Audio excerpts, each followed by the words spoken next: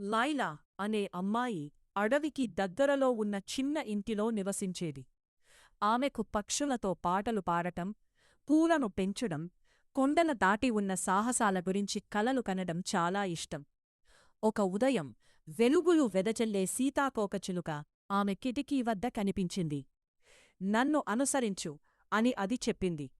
లైలా ఆ సీతాకోకచిలుకను అడవిలో లోతుగా అనుసరించింది. అక్కడ ఆమె తీగలతో కప్పబడి ఉన్న ఒక రహస్య కోటను కనుగొంది.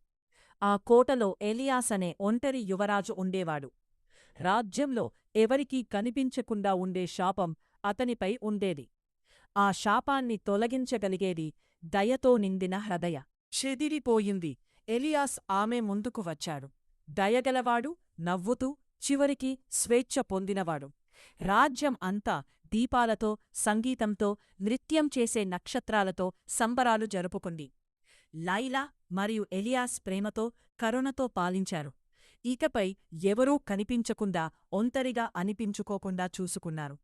అలా వారు ఆనందంగా జీవించారు.